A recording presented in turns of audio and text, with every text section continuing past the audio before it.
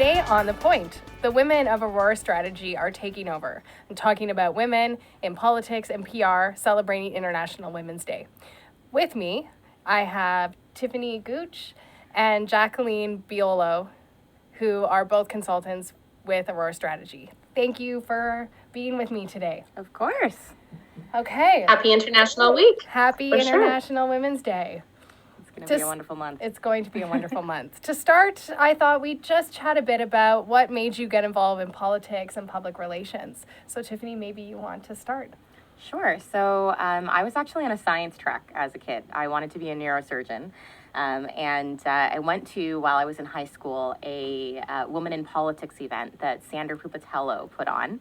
And at the time, she was my MPP, fierce woman in politics, just feisty as you could ever believe. And I saw her, and they talked a lot on the panels about how we needed more women in politics.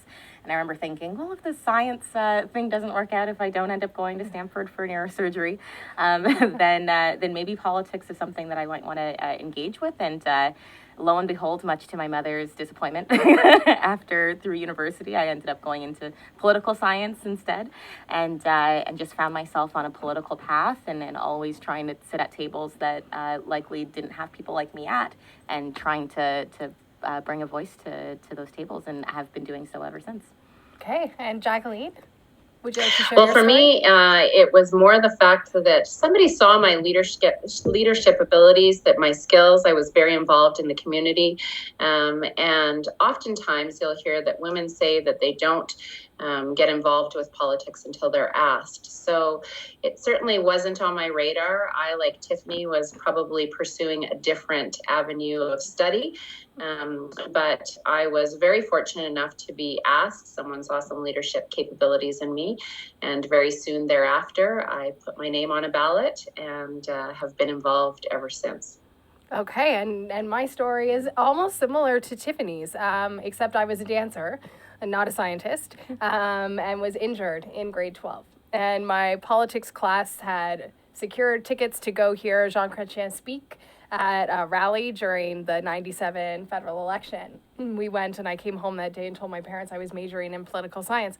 And it's funny, Tiffany, that you mentioned the Sandra Pupatello event, because I was president of the Young Liberals at the University of Waterloo, and I brought Sandra to campus to do a Women in Politics event when I was in my final year of university. So it's an interesting connection that the two of us have, or a trailblazing political woman. Yeah, she's a fighter, and she always wanted to see more women have even different experiences than people of her generation had. And I feel like she and others around her, Susan Whalen is another one that comes to mind for me, that understood the need to go back and turn around and make sure that young women saw themselves at these tables, but also understood pathways to getting involved in politics and created those opportunities. So we had a lot of women ahead of us that were opening those doors, and have to also lift while we climb.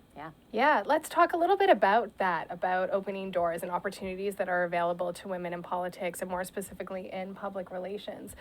For me, because I've been elected and I've been a candidate, I often talk a lot about how political parties talk about wanting to have 50% of women on the ballot. But for me, I think this is a bigger conversation, because it's fine to say we want 50% candidates, but I personally believe that we should be, striving to 50% women chiefs of staff and 50% of women be in the backroom, because not every single woman that's politically engaged or activist want to have their name on a ballot. And I think that there are a lot of barriers that are facing women when they look at jobs in the back room. So Tiffany, what is your perspective on that? Yeah, well, I think representation means a lot of different things. And of course, wonderful to have more women running in winnable ridings.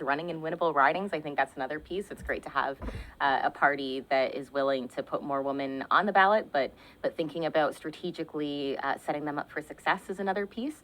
But absolutely, there's such a large apparatus that goes behind how political decisions are made and how parties are made up, and having more women at all of those tables, riding association, leadership, and of course, there's hundreds of staffers that help, work through how to keep a government rolling, and all of those areas need to have women and diverse women in those spaces. And when we think about inclusion for women in politics, I think we have to always be stopping and thinking about, okay, who's still not here, and how can we ensure women with disabilities, and all leaders and folks, and thinking about what and how we can be, again, lifting while we climb, and thinking about who's still not there.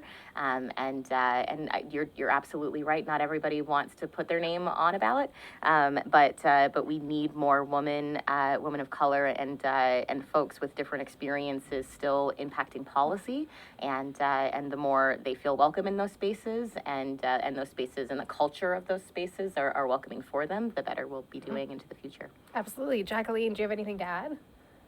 Well, yeah, and probably from a different perspective. I had the uniqueness of being mentored almost wholeheartedly through my political career by men. So I think that although there's acknowledgement that we want more women in politics, there's a couple of different avenues that haven't been spoken about yet.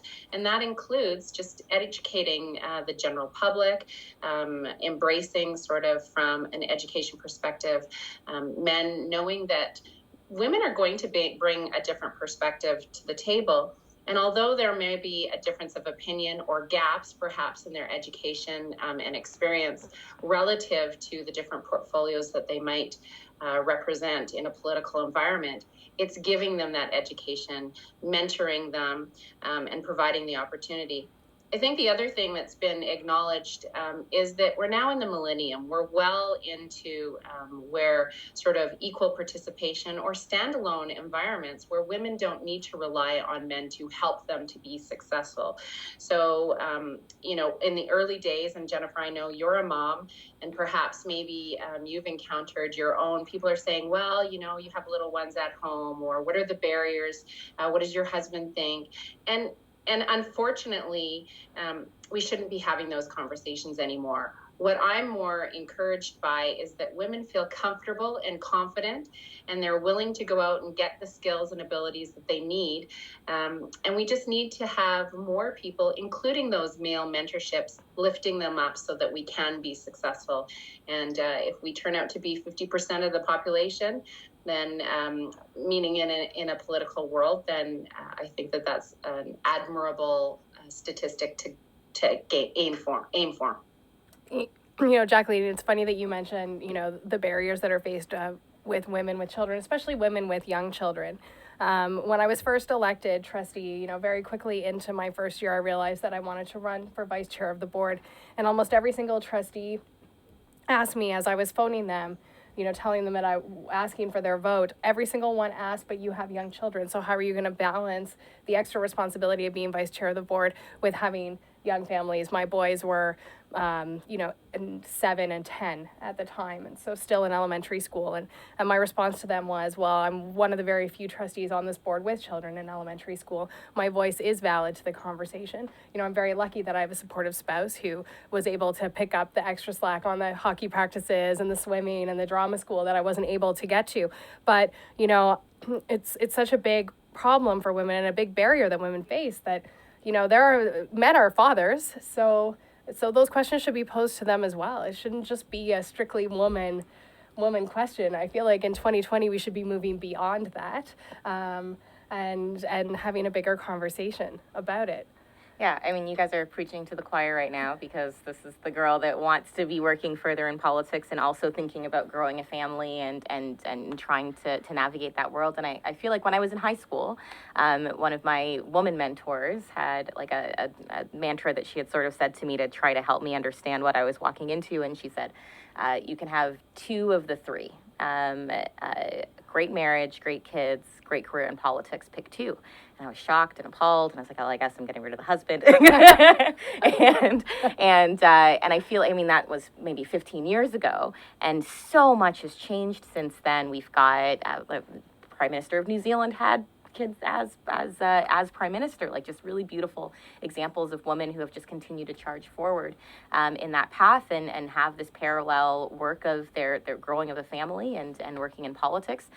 But we know that there are still structures in place that make that very difficult for them, and that while we talk about having more young people in politics, we have to really keep in mind that at the end of the day, we end up probably empowering more young men than women if we don't remove those structural barriers in place for parental leave, for proxy voting if totally necessary at the municipal level. And it's so ad hoc right now across Canada in terms of how it's being changed. It almost seems like it requires a critical mass at each table to get those changes made, rather than trying to find what the promising practices are and apply them across government apparatus. And but I feel like we're at this cusp right now, is this like shifting change, where we're starting to see more young women really fearlessly moving forward in both of those directions. And hopefully, I suppose I should say to my partner that I hope watches this. I now don't believe that, and hope to be able to have all three and help more that come behind me believe that that's possible and change those structures. Yeah. You know, Jennifer, I know that you're going to have other questions, but I just wanted to sort of follow up or conclude with my own experience relative to not only having young children as well, being an elected official, but part of, I mean, we're here talking about International Women's Day. We are three strong women that have our own personal experiences in the political environment, public relations, government relations. And one of the things that I reflect strongly on is that I was blessed with both children, a boy and a girl. And I find that my conversations, although somewhat different, are similar. And at the end of the day, it really was showing them through their participation that their voice too makes a difference, that community involvement even at a young age is important, that experience that they can gain, whether talking to other people, so customer service or listening. These were all attributes that at a very young age, for both my children as they were on the campaign trail with me, I can continue to enforce and embrace, and I hope to do that for a long-standing time as a mentor of women that are looking to get into more of the difficult, I guess, avenues of women in whatever kind of business they want to pursue, politics or other.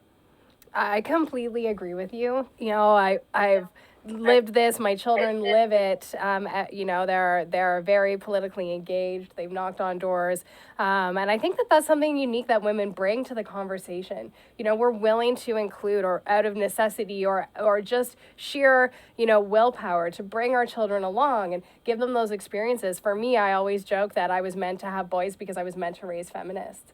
And, encourage my boys to make sure that they're part of making the world better and changing the conversation.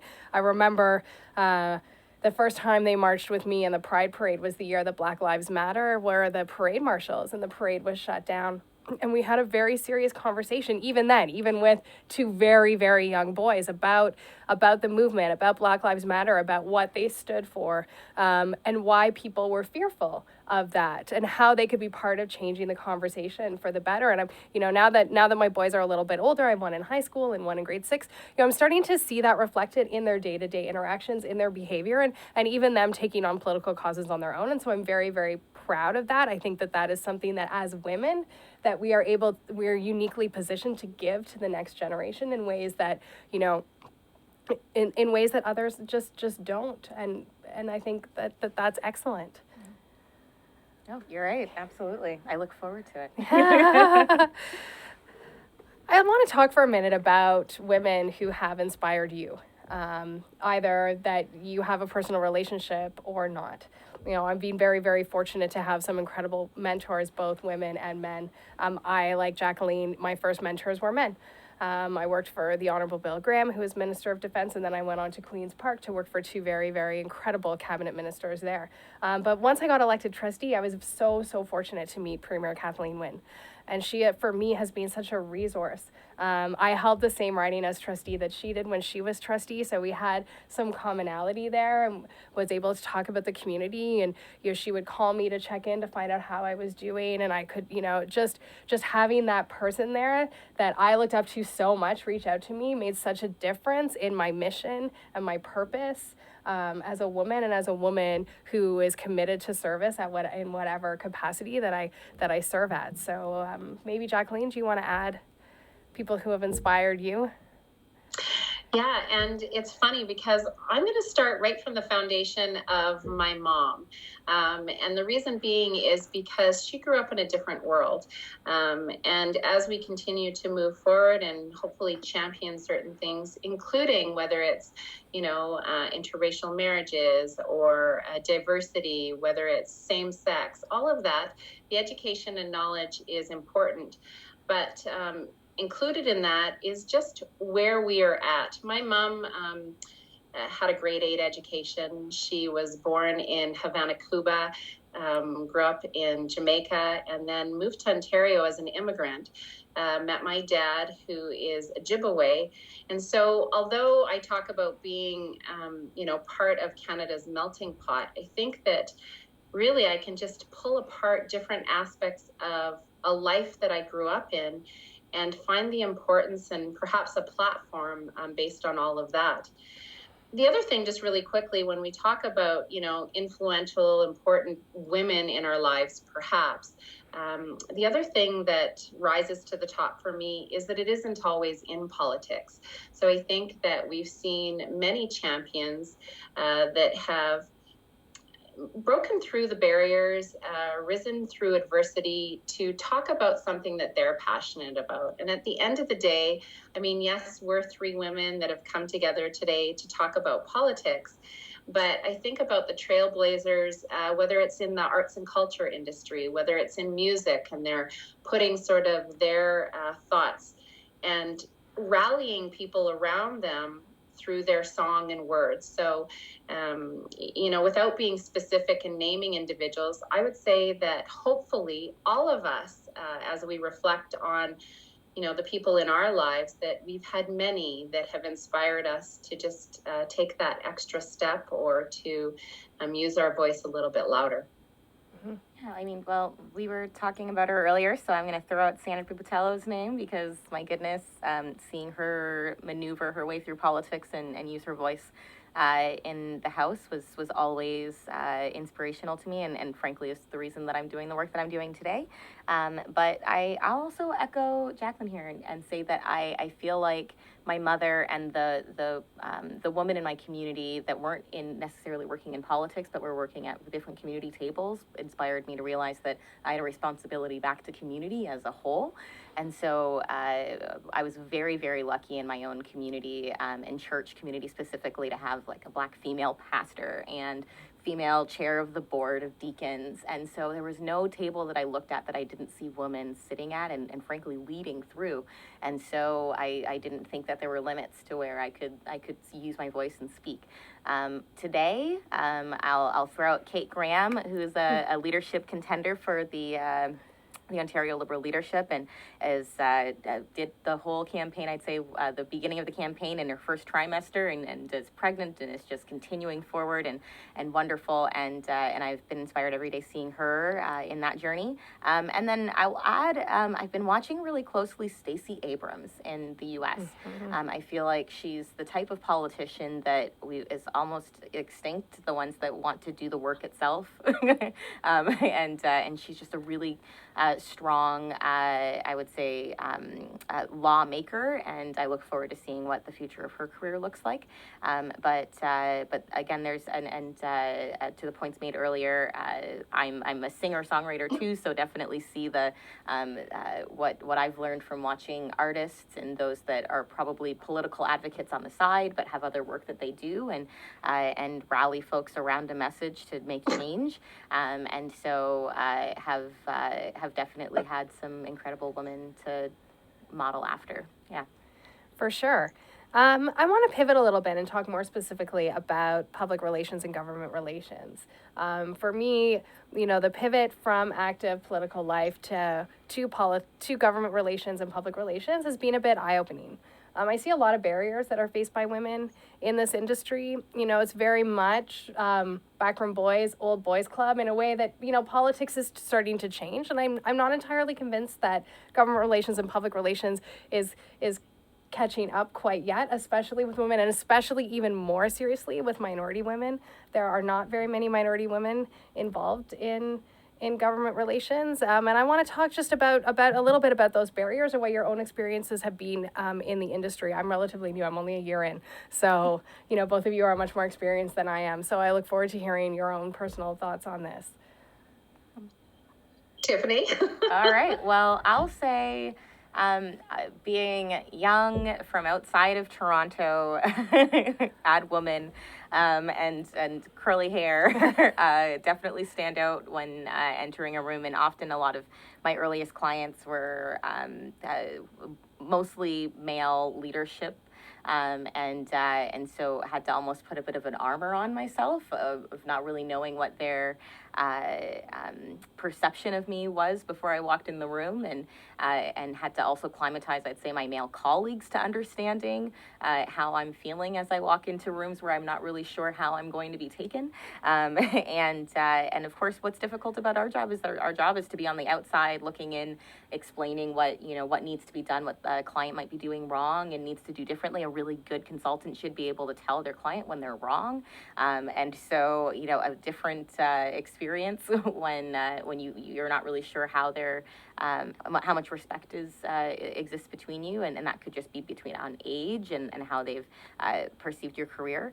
And so I'll say I have felt a little bit of a shift over the last couple of years by way of the Me Too movement to how expectations are around how men treat women colleagues even within this industry. And I know there's a lot of late night events and cocktails and fundraisers and that sort of thing. And I think that there's been almost a trajectory for especially young women that are in this industry to sort of just let those things slide. And I feel like there's almost been like a mama bear in me now that's come out to say, like, listen, we're let's just not standing for this anymore, and more willing to take what I would have called before the whisper network that but was like meant to protect women through, and sort of shout it from the rooftops a little bit more where and as necessary. And I do feel like there is a little bit more of a critical mass whereby within like our PAC and different things like that, there's women's groups within it that have more mentorship and sponsorship and things like that, so that there are examples. So I think I entered the industry sort of at the moment where it was in a shifting space, and I can see it. But to your point of having more women from different minority groups represented, I think it's more so just like an actual intentional need for firms to be looking at their roster of consultants and really thinking about what the barriers have likely been for women of color to gain the experience or to reach their door, and do a little bit of overcorrecting and removal of barriers really intentionally to diversify their consulting base. Mm-hmm. For sure. Jacqueline, do you have anything to add?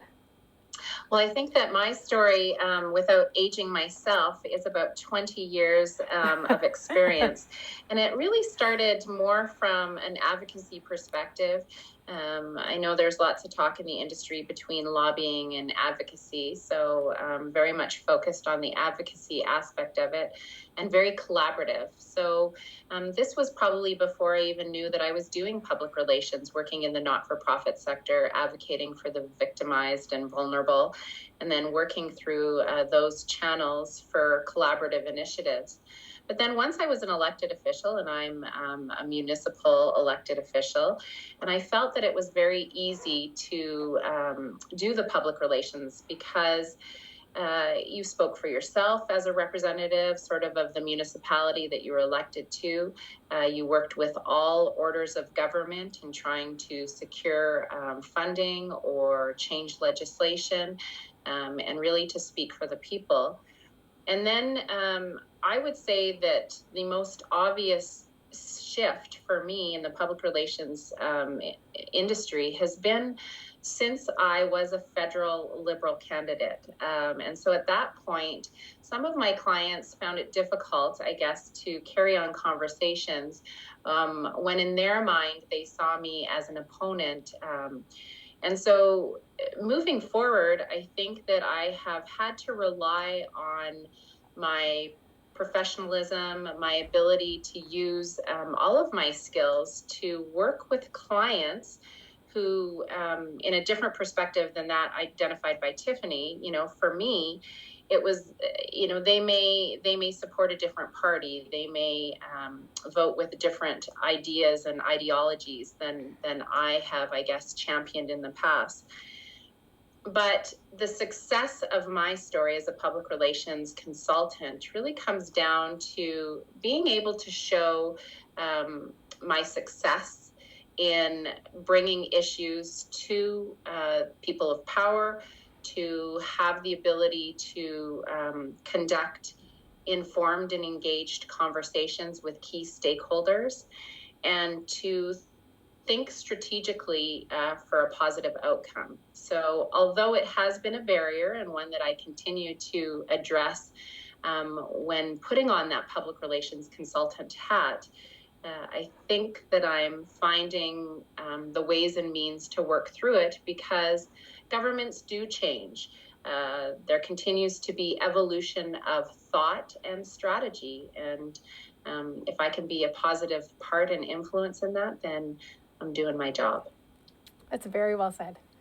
As we, just noticing the time, we've been here for about half an hour. So as we wrap up, let's turn to the future and let's talk a little bit about, what would you like to see change in the future for women, whether it's women in public relations or women in politics. On top of, I was a public school trustee, I ran for council, but what not a lot of people know about me was that before I decided to make the decision to run for council, I actually wanted to run for the provincial Liberals. And I submitted the candidate package to be vetted, to run in a nomination. And I had to talk to a lot of men in order to be able to do that. And it made me really uncomfortable. And I was put in some situations that weren't safe, where I didn't feel welcome, where comments were made about me and the way I look, my femininity, how I wasn't strong. No one ever commented on the fact that I was smart or articulate.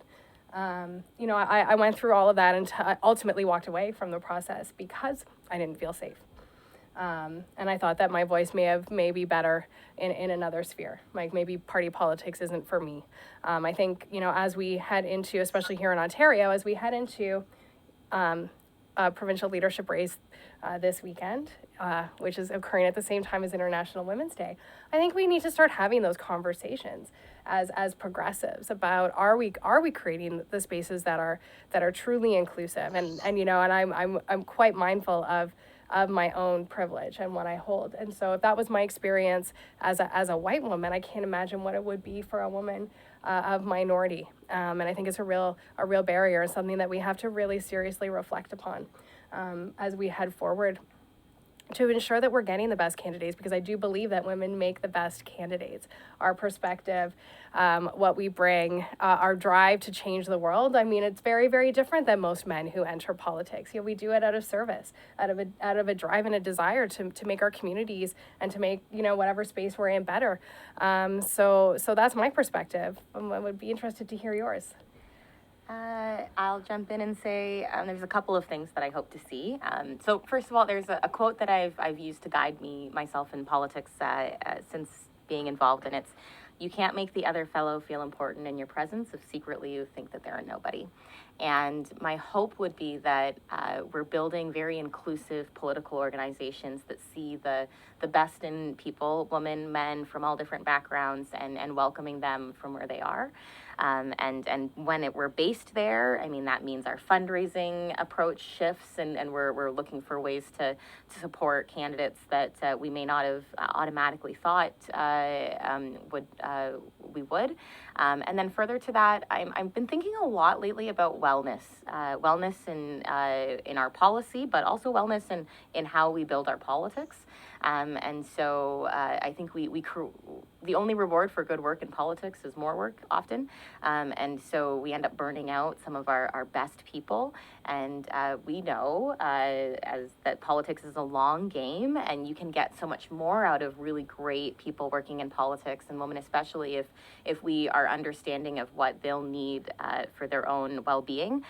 We're all very aware, we didn't touch too much on this in this conversation, but of the hate that can come online, and for those sitting on intersections. That could mean sexism and racism and lots of different things. And so I think if we're, as political organizations, stopping and thinking about how we can help create a healthy environment for women to be involved in political processes, I think we'll have more, and then reach our real critical masses to also see that well-being seep into how we're building policy for our populations. Mm-hmm. Jacqueline? Sure. And I guess the only thing that hasn't been spoken about that I'll add, so some of the changes that I'm hoping to see just continue to evolve around not only resources, the financial aspect, so entering into politics, running campaigns, the sustainability of all of that it definitely needs money. But there are other opportunities where people can give of their resources, such as time. Being on a campaign can be lonely at times. And so I would hope that some of the change continues to happen through whether it's active engagement, volunteerism, or giving of the gifts that you have, you know, whether it's preparing sort of those literature, helping with speeches, or introducing candidates' potentials to some key stakeholders that might be influential and helpful moving it forward. So those are just some of the other things that might help as we look to the future of not only women in politics, but the evolution of politics in general. That's a really great point. There are some fantastic women's organizations trying to assist with that work. You know, the barriers to fundraising, volunteers. Jacqueline, I'm sure you've knocked on doors alone. I've certainly knocked on doors alone, much to, you know, my husband's disgruntledness as I'm in buildings and in neighborhoods in the middle of the night, not the middle of the night, but, you know, after dark by myself, knocking on doors. You know, you do what you need to do, and I think that as women, you know, helping to lift each other up and doing what we can to support each other, and even if that's not through financial resources, but through resources of time. I mean, everyone can find a couple of hours to go knock on doors for a friend or a woman that they believe in. When I lost the municipal election, in my speech, I talked a lot about supporting women and the importance of supporting women, and ensuring that women's voices were included. Because here in Toronto, our council is not very balanced. There's a lot of men, and there were a lot of really, really great women running in the municipal election, and that I hope run again, because I think their voices are valuable and needed. I think in all levels of government, we need more women. And I think we've had a really great conversation today that I'm sure could go on for hours and hours and hours. And maybe we'll come back next year for International Women's Day and continue. I think this is a monthly conversation. Or just you know, we'll take over one day soon again for Marcel here on The Point. I'm Jennifer Arp. Thank you for joining us today.